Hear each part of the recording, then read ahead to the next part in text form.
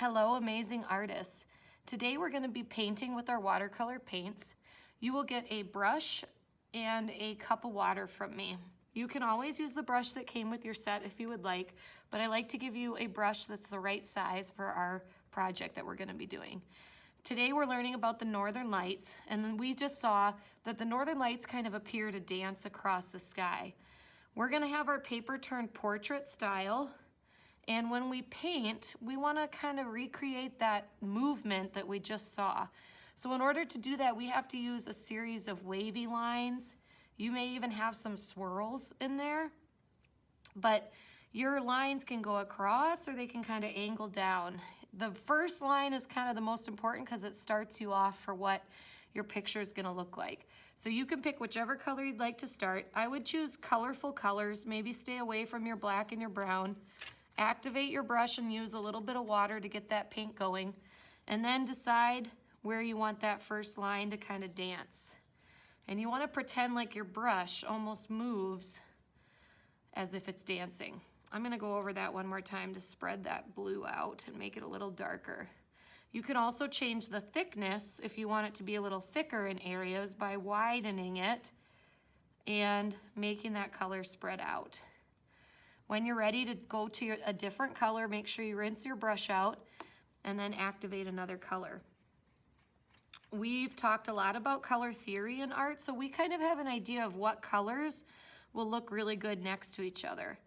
This next one I'm going to do is going to go right up next to the blue color that I did, and I'm just going to drag it across, making that dance right up next to it so it creates that look of movement in my painting. And I'm going to make it a little thicker up on top and bring it down. Anytime you want your colors darker, you have to just reactivate them and go over them to spread that color out. All right, rinse that out. I'm going to do a different color. I'm going to do purple. Now let's say I want to change the movement a little bit. Maybe I want this purple to kind of spiral right up next to that blue, and I'm going to bring it down, and I'm going to bring it down so it comes down a little bit further. Rinse it out. I need a little bit more purple because it's definitely darker here and lighter here. So I'm going to spread that purple out. Pick up a little bit more.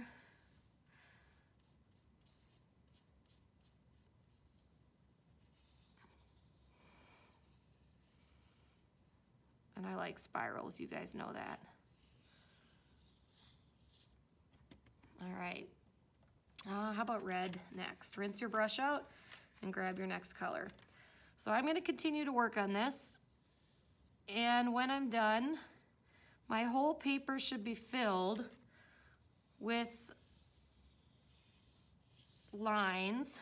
Remember to make them thicker in areas, and they can be skinnier in other areas. So I'm making it the red dip down here and get a lot thicker. And if you want it darker or bolder, you just have to keep going over it. Maybe get a little bit of water to really activate that color, get it going, and drag. If you think back to first grade, I taught you guys to kind of hold your brush so that your tip of your brush is dancing, almost like it's dancing on ice.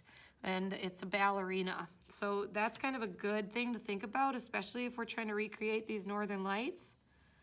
Just allow your brush to move and to fill the space of the paper.